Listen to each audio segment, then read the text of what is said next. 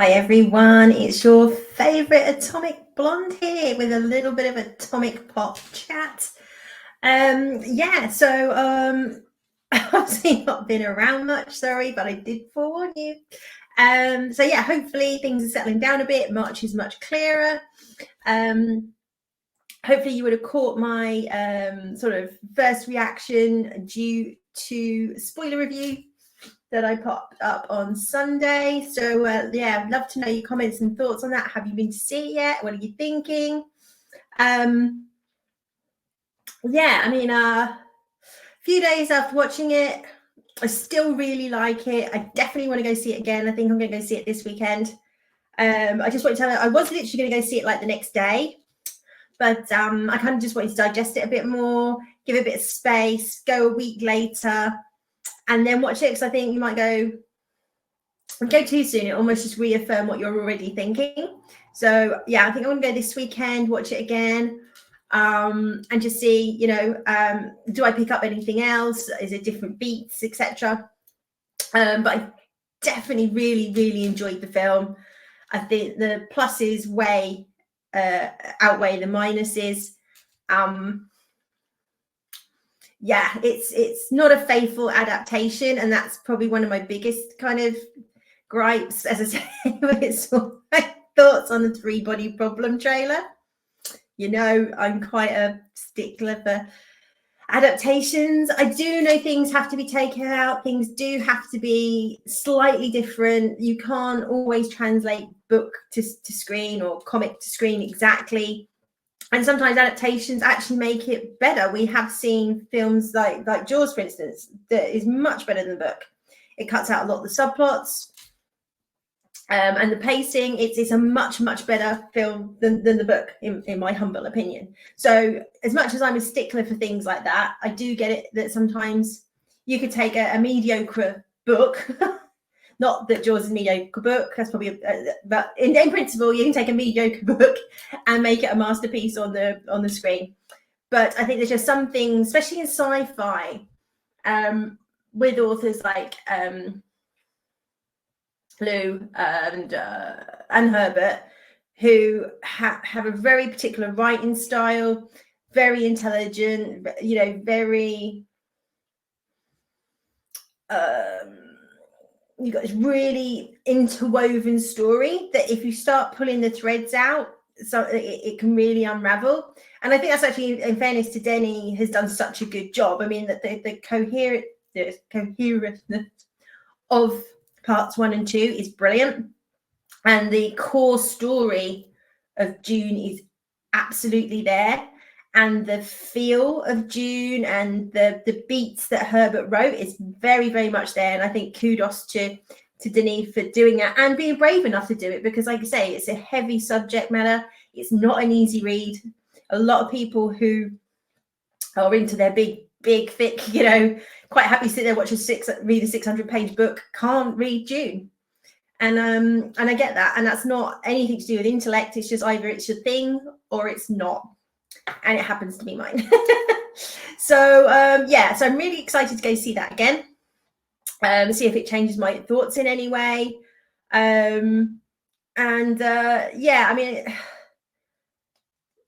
We just know Denis is not one to do a director's cut, unfortunately. I think we all said, those of us that loved the first film would have liked it to be longer. This one, I think, to do it justice, if Denis was the kind of person to do a director's cut, I'd be really excited for that. If we just have one cut, just Dune, parts 1 and 2 all together, maybe 6 hours. I mean, I would have to watch it in blocks because I am not good with long films, but I would just love that continuity of the story. Anyway, that's not what I'm here to talk about today, but just wanted to get a few thoughts off my head. And before launching into some of the topics, which you'll be pleased to know, you're probably sick to death of me banging on about Dune too. So let's get into it. So what have I been watching? I mean, like I say, I've not been around a great deal, hence not the shows, but I have been able to watch a few things. And yeah, I'm really looking forward to giving my thoughts as always. So let's get into this. So first one up, The Last Airbender. So I don't know if my thoughts on this are going to be particularly popular from what I've heard other people saying. I actually quite enjoyed this. Now, I will say, and again, because like I say, I did, as I just did, I talked about source material. I have not seen the cartoon. The cartoon came out in the 90s, and I was like too old for it at this point. I was early 90s, I was 18, 19, going on for 20. And Nickelodeon was not something that I watched, shall we say. So I was aware of what The Last Airbender was because that atrocious film we had back, I think it was probably in the 90s actually, which was just appalling. So I was aware of kind of what it was about. But was actually, from the trailers, I was actually really excited to see this. And so from my perspective, which I think I actually quite enjoyed it. It wasn't what I was expecting because it was based on a cartoon. I was expecting it to be more, I guess, for lack of a better term, childish. I'd seen a few things. I tried not to really. I always try not to watch any reviews before I've watched it myself. I don't like kind of my opinion being tainted before going into something. And sometimes, not that I'm easily led, but it can sort of skew that you might go, oh yeah, now I've heard what they say. I kind of see that where maybe I wouldn't have seen it before. I don't know. So I had seen like a few people saying like, watch the cartoon before you watch this. We highly recommend you do that. It's almost a perfect cartoon. And as I said, I'm not a massive fan like anime and things like that. There's a few I like, but that's not really my genre. Same with like One Piece. I really enjoyed One Piece. You can go back on and catch my reviews on that when it came out last year. And again, I had the same reservations going into that. Is it going to be quite childish? And I guess it kind of was in a way, but not to the point that it wasn't watchable. When it was thoroughly entertaining. I really, really enjoyed One Piece. It was just fun from start to finish. And I've seen some of the criticisms of this saying, well, it's not really got that fun to it. Now, having not watched the cartoon, I was actually kind of relieved. Not that I don't like fun and stuff, but I think this does have a slightly more serious tone to it. And I don't know, I mean, my massive assumption is obviously if this was a cartoon in the 90s and you're remaking something now and you want to kind of capture that audience has grown up. So maybe they thought if we sort of elevate the tone slightly, the people who like the cartoon originally will like this because they're now grown up. It's got a slightly, more serious tone to it. From what I've seen of people like the cartoon, that's the reason why they don't like it, interestingly. I don't, but say having no baggage whatsoever, I actually quite like the slightly more serious tone to this. I did look up the characters and the cartoons, the casting, same as I did for One Piece, and the casting in the main looks pretty solid, actually. Looking at obviously trying to cast people who look like cartoon characters is quite hard. But in terms of like the costumes, the actors, they're pretty bang on.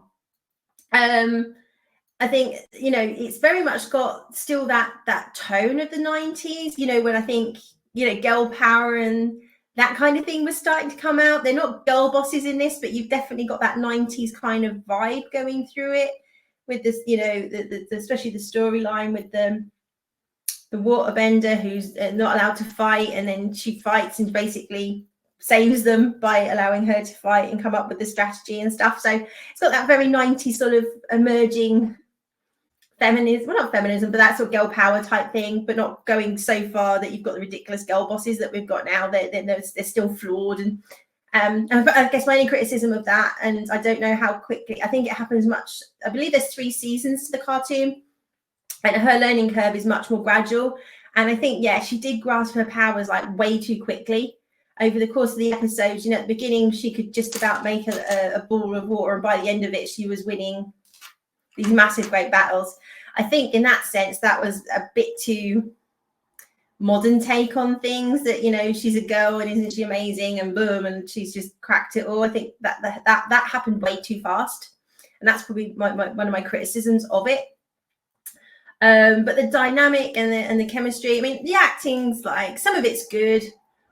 The kid that plays the last airbender has his moments, you know, he's a little bit wobbly, I guess, but he's quite young, but it's completely watchable. And I actually really enjoyed watching it over, I mean, I guess I watched it over like a few days rather than sort of binging it all in one go, but I was pleasantly surprised at how much I enjoyed it.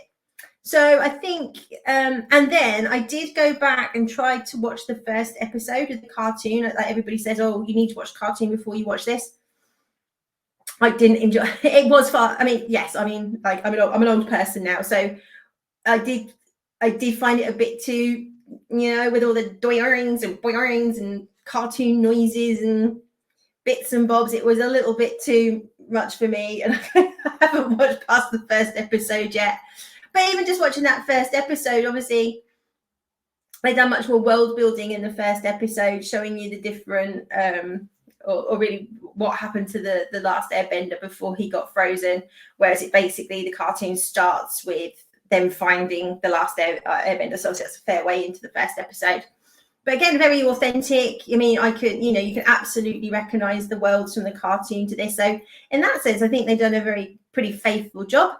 So I think it's worth watching. I quite enjoyed it. It's not the best thing I've ever seen. It's not the same as One Piece. You're not going to get the same level, and I would say enjoyment, but this has a much more serious tone, which I personally actually really enjoyed. I thought it was going to be much more cartoony. I think that's probably the word I'm looking at. And it wasn't at all. They had taken that element out. So for me, that really worked. But if they're aiming at more a young adult audience, that may not work so much. So I don't know, but let me know what you think. Were you a previous Airbender fan? Did you know the cartoon? Did you find it really disappointing because it doesn't have that cartoon fun to it? Or are you like me and enjoyed it because actually they've aimed at a more sort of, adult-y, not adult, but more serious tone? So yeah, I'm looking forward to a series 2. If they make a series 2, I mean, I guess the only thing is the amount of time, and same problem with One Piece, the amount of time it takes them to make these series. The kid who's playing the last Airbender is going to be too grown up, so they're going to have to make the other seasons pretty much back to back before he gets he gets too tall and too old and all those kind of things. Really, I guess they can kind of de-age him. But I'm looking forward to a season 2. So let's see. Well done, Netflix. They seem on fire at the moment. Shogun, completely changing tack. So last week it says Hulu here, but obviously in the UK it's on Disney Plus, unfortunately. Every time I go to cancel my Disney Plus, something like this drops on it and I end up keeping it for one show. It's really annoying. So again, because I'm old, I have recollections of watching the 80s miniseries with Richard Chamberlain, and as a kid I remember liking it. It was something my parents watched, and but I remember enjoying it. I don't think I necessarily understood it fully, but it's left a lasting impression with me. So when there's these trailers for Shogun come up, I was like, oh my god, is that 80s show? So it did stick with me. So obviously it's set in sort of feudal Japan, and it's based on a book. And this adaptation is really interesting. We've only had 2 episodes so far, but from what I've seen, they're really solid episodes. The period piece and the costumes are fantastic. As you know, I went to Japan last year and went to Osaka Palace, where some of this is set. And the recreation of Osaka and the inside of the palace is amazing. It's exactly what you see when you go there. It's quite fantastic. Like I said, the attention to detail is great. And what's in this adaptation is obviously the Japanese speak Japanese, and the Western characters in it are even though the lead character is English, he's on a Portuguese ship and speaks Portuguese. And most of the characters around him who are Western are all speaking Portuguese. However, they're speaking in English, but they make it clear they're Portuguese. Yeah. So there are subtitles. If you're not a subtitle person, you may not enjoy this, but I would say absolutely give it a go because it's not 100% subtitles. Like I say, they flip from Japanese to English. The acting's really solid. The guy playing the lead character that was the Richard Chamberlain character, is it Blackthorne? Even though he's English, because I had to look this up, there was just something about his accent that was just a little bit, I was like, what is that? I can't quite put my finger on it, and I still can't, because I actually looked at interviews and he is English, because I thought, oh, is he American trying to do an English accent? Because there's just something a bit off about it.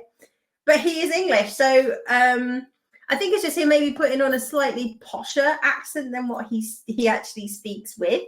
But it's kind of almost like he sounds like somebody else whose normal talking voice is, and I can't for the life of me place it. It's almost a bit like sort of Richard Burton or something like that. It's quite this gravelly, posh accent that I find quite distracting. Maybe because he sounds like another actor. If you can tell me who he sounds like, please, because it's driving me nuts that when I like, God, he really sounds like someone else and I can't place it. And I find it quite distracting because I can't think who he sounds like. But anyway, so far, a very solid adaptation. I'm really enjoying it. I think the original miniseries is only about 4 episodes. I think this is like 8. So, but again, I've never read the book. So again, it might go into a lot more detail and things like that. But I am a little bit concerned about pacing, but wait and see. I mean, so far, I'm very enthralled by it. The acting's great. Yeah, so be interesting to see where this goes. And so if it can keep the momentum, that's my only concern. But looks fantastic, really enjoyable. Highly recommend this one. As I said, there's 2 episodes up at the moment. I think they dropped last Tuesday, so I assume we're getting either another 1 or 2 this Tuesday. I don't know how quickly Disney are dropping these. I think it runs through to April, so maybe weekly. But yeah, go check it out. I mean, not much to criticize so far, which is really unusual. I mean, I guess it's technically Hulu, not Disney. It's just we have to suffer it on Disney here. So yeah, check that one out. So if you love the original Shogun, you love this period in history and a bit of action, a bit of drama, this is going to be right up your street. Woo, Constellation. So this has just dropped on Apple. Yeah, so we have this astronaut. She's Swedish, and she's married with a daughter, and she's on a mission to the International Space Station. And while they're on this mission, there's an accident, and as a result, they have to send one of the, I think the captain's killed. I think he was the captain, and there's problems with the ship. So the decision is made that the remaining crew members, so 3 of them, will get on one of the spaceships and start heading back to Earth. She needs to do certain repairs so she can then get on the other Solus and come back, but needs to do various things. So they head off. She does these repairs. I'm not really a spoiler, but obviously she gets back to Earth because otherwise it's going to be a very short show. But when she gets back to Earth, she starts noticing things like just little things at first, going, oh, hey, when did you change the car? And he's like, what do you mean? She goes, well, we had a red car. And he's like, no, we've always had a blue car. We've had a blue car for ages. And then like personality and her relationship with her husband is very different. You know, she's head over heels in love with her husband, but then she finds out that, or it's put to her that she was having an affair with a colleague, and she's like, absolutely not, I wouldn't do that to you. But then the colleague turns around and says, well, no, we were having an affair, and she's got no memory of this. And then there's another character who is heading up an experiment that was being done on the space station, and this is what caused the accident. And we keep seeing two versions of him. One of them, he's like running this experiment.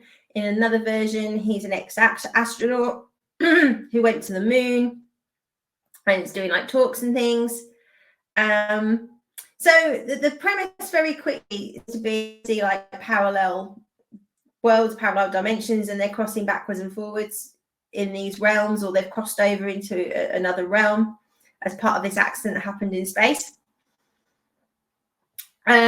So I'm quite enjoying it. We're 4 episodes in. What I will say is unless they throw a complete curveball and it's got nothing to do with parallel universes, the premise is pretty obvious from the get-go, but it seems to be taking a really long time for the characters to get to this point and draw this conclusion or realize that something's off.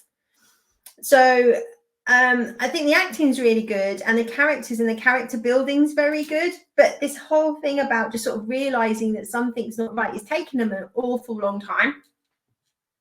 And I'm finding that a little bit frustrating. But overall, the premise is very good. But I think at the moment, there's nothing really new that in concept-wise that we're seeing here. We've kind of seen this, and it's not like multiverse stupidness, but this, just very subtle differences. And it's sort of playing out that potentially she died in the other world rather than the captain. So in this universe, she came back, but it looks like she's crossed over into a parallel world. And in her world, her version of her actually died, not the captain. And in this version, the captain died and she didn't. She had, as I said, she's Swedish. So in her reality, her daughter also speaks Swedish, but in this reality, her daughter doesn't speak Swedish. So that's my only sort of question mark about kind of where's this really going to go? How's it going to play out? But it is quite engaging. I'm not sure we've really got to a point where we care about the character that much. She's not massively likable. I mean, she's not unlikable, but she's a bit of a. So I'm interested to see where it goes, but it's just taken like 4 episodes to kind of get to the point where it was kind of really say, unless there's a complete curveball and it's got nothing to do with parallel universes, which would be awesome. And I'll be like sitting here going, wow, I didn't see where this was going to go. It's pretty obvious what's going on, but I'm going to stick with it. So I think because the acting's good enough, certainly as with any Apple production, excuse me, the the budget and the cinematography, the whole production is high end. There's no expense spared on like when they're at the space station and what's going on. So, they're very like any episode, they're very watchable from that point of view in touch with production values and things like that. And obviously very good cast with Noomi. So I'd say check it out. Let me know what you think. It does need to say, okay, we it either needs to just completely flip and give us a different take, or it really needs to pick up the pace of great, we've established that, this has happened, so what next? What does all this mean? So I'm going to stick with it for now. I probably will see it through to the end, but we either need to say a really good twist, or it needs to ramp up the pace. So let's see. So that's on Apple. I'm not sure what day it drops, actually. I think maybe Friday or Wednesday. Sorry, I should have probably checked that. But there's 4 on there at the moment. It drops weekly. Check that out if you can. And talking of Apple, so this is something, a slightly different show that I'd normally talk about really on here. Obviously, predominantly, I sort of talk about sort of sci-fi and action and bits and bobs. So this is, again, another show that's on Apple called The New Look.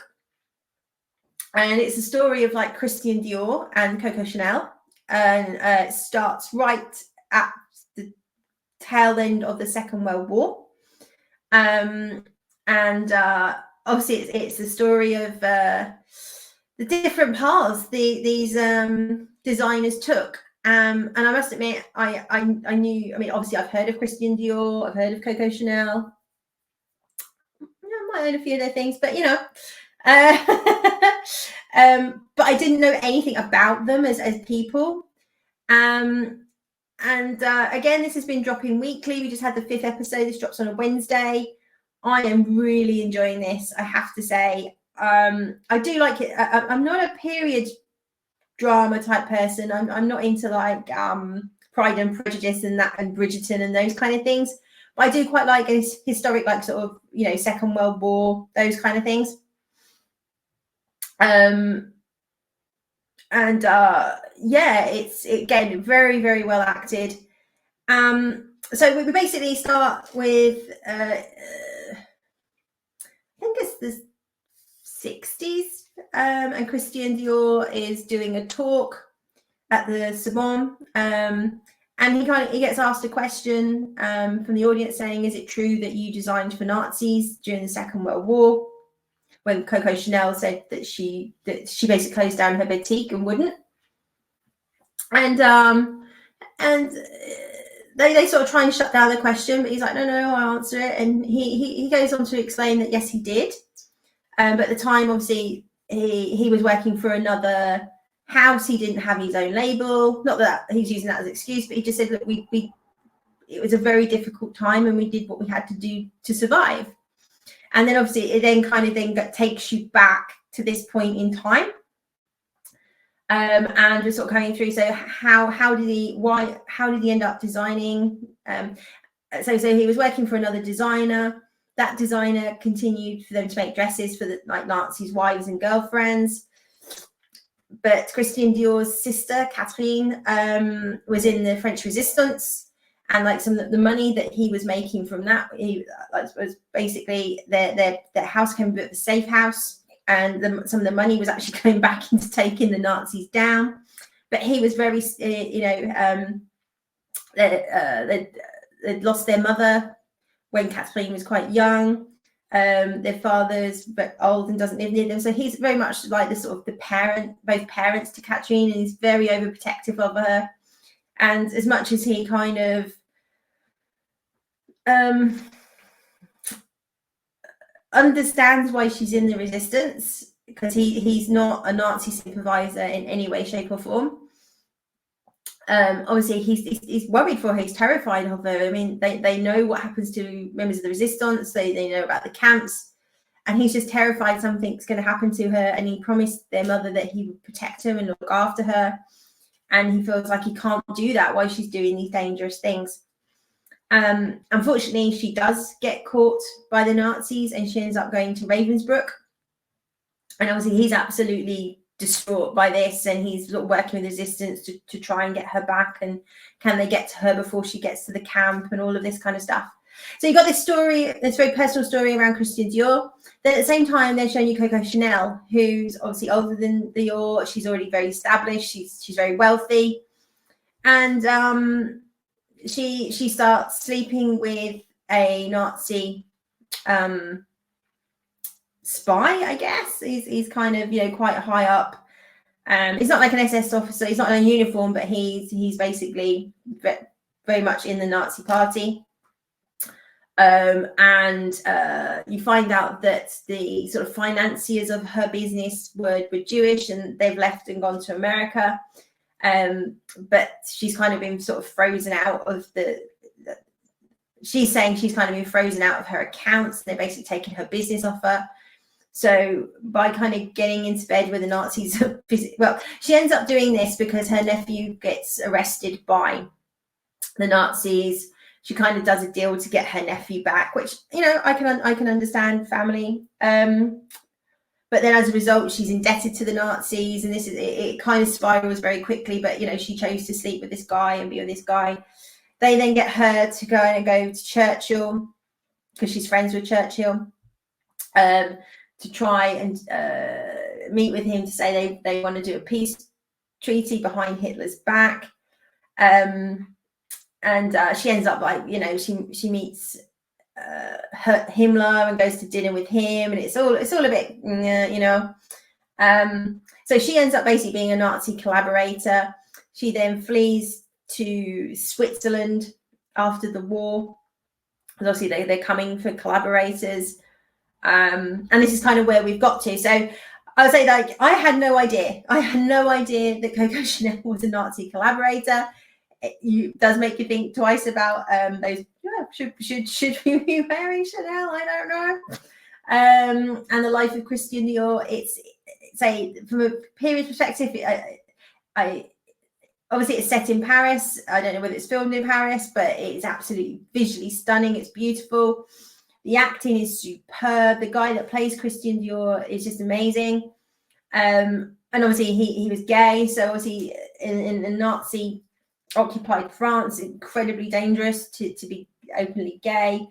And just you know, just the heartbreak of having his sister taken away, and he doesn't know whether she's alive or not. But obviously, you know, he goes on. Obviously, you have Miss Dior and Mademoiselle Dior perfumes and ranges. So you know, his sister, what was his absolute world. So yeah, a brilliant historic drama so far. You know, I'm sure there's artistic license in here, but so far, I mean, the actress that plays Coco Chanel was a cow, absolute bitch. If this is true, like how she is and how she treated people, oh my word, she was not a nice lady. Adored her family, but not a nice lady. And you sort of see this really quite selfish, out for herself woman versus this very kind of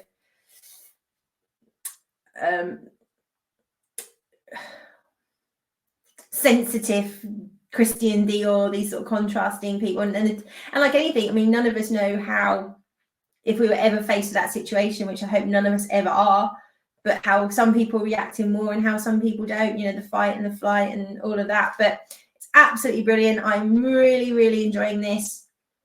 Cannot wait for the next episode. And like I say, I had no idea about their backstories. And Christian Dior died quite young. So I think it was a massive loss. But yeah, if you, again, like it's not, I mean, obviously it touches on the fashion and bits and bobs, but it's not really about the fashion or that. It's about the choices they made during the war and then what happens post the war. So if you're into that sort of Second World War period, historical dramas, I think you'll absolutely love this. It's not really about the clothes per se, but obviously it factors in it. So again, 5 episodes so far, drops on a Wednesday. Again, you cannot beat Apple for production values and the period pieces. It just looks fantastic. Maisie Williams is in this. She plays Kathleen Dior. Yeah, just I don't want to give away too many spoilers if you don't know the story of it. So go check it out. Really, really great show. Okay, I think the next one is Up and Comings. So yeah. Obviously, you have to be on planet Mars not to know that we've got Deadpool versus Wolverine coming out in the summer. We've got Ghostbusters Frozen Empire in a couple of weeks. Both of these were trailers before June. I guess, you know, it's a mixed bag, right? There's not much on the slate for this year in terms of what's coming out of the cinema. I could absolutely see Dune 2 winning Best Film at the Oscars next year, because it's really not because it's not a great film, because it is, but when you look at what else is coming out this year, I just don't think there's going to be anything to touch it. Would it win Best Film in other years? Probably not, but it's got a bloody good chance next year. Obviously, Deadpool and Wolverine kind of and Ghostbusters, I am hoping are going to be good. Of course I am. Love Deadpool 1.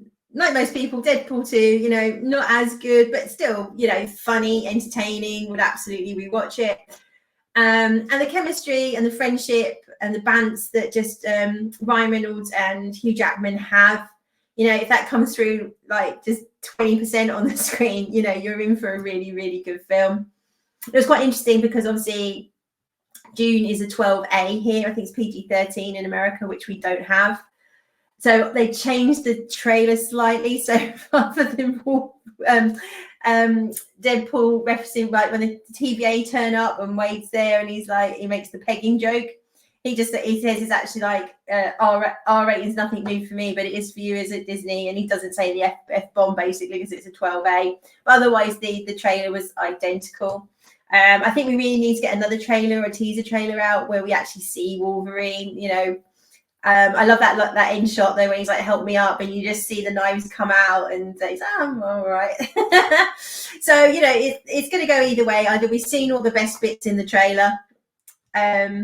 But I think we're all hoping it's as good as Deadpool 1. It's probably going to be more, maybe close to Deadpool 2 or where. I mean, it really depends how much interference Disney has had with this film, right?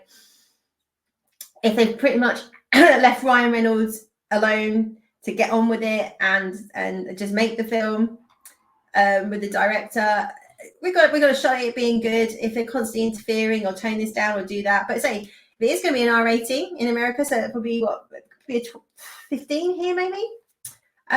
We got a chance of getting a good film, but 50-50 as always. And same with Ghostbusters Frozen Empire. Now, I actually really liked Afterlife. I really enjoyed it at the cinema. I've gone back and rewatched it and I still enjoy it. And I think some of the things that people criticize it for, I actually liked it in the sense that I think you had to have that film first that kind of bridged that gap, told, you know, explained what happened to Egon, because obviously, very sadly, we lost Harold Ramis a number of years ago.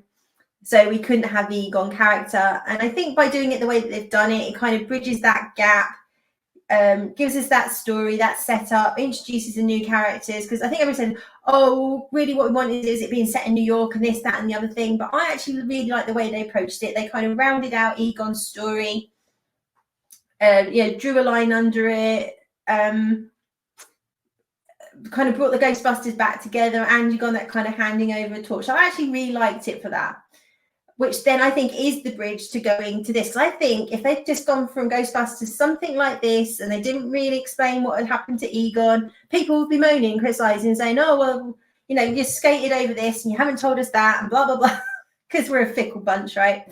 So the fact that we've got that, we can now just probably go straight into a Ghostbusters story of all its bonkersness.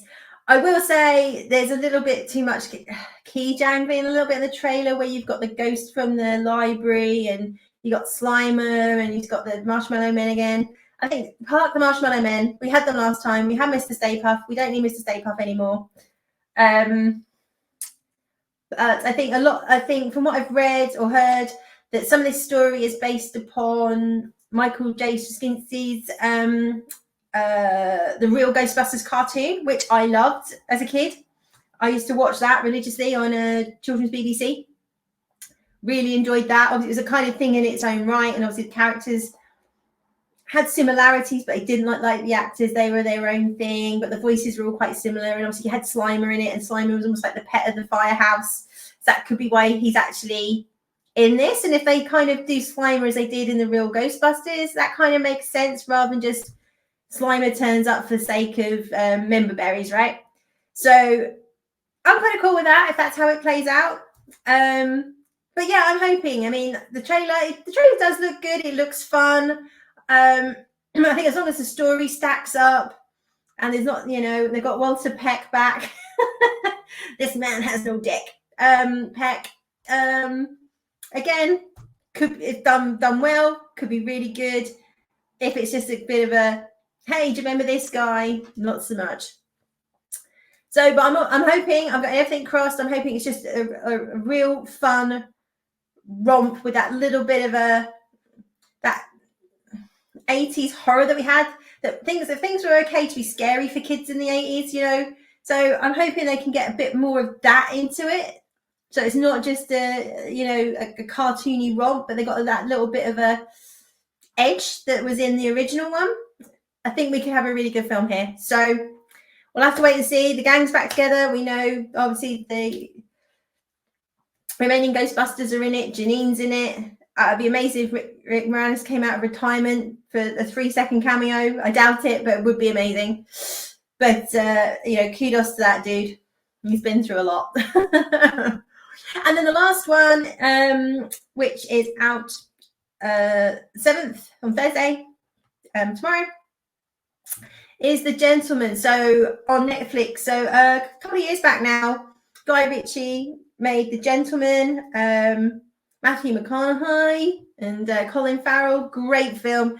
And probably one of Hugh Grant's best performances in years. I absolutely love him in this film. It's a dodgy journey. It's absolutely brilliant. Absolutely brilliant. He's like absolutely steals the show. Great film. If you haven't seen it, go watch it. So this is a TV series called The Gentleman. I don't think you need to have seen the film to necessarily understand this, or it's not a remake of the film. It's a completely new story with Theo James, again by Guy Ritchie though.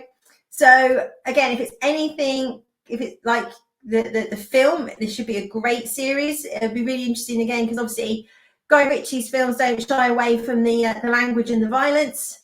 So it'll be interesting to see how far it goes in a TV show, whether they've sort of dialed it back at all, or whether it's just classic Guy Ritchie, all guns blazing, effing and jeffing. I'm hoping so.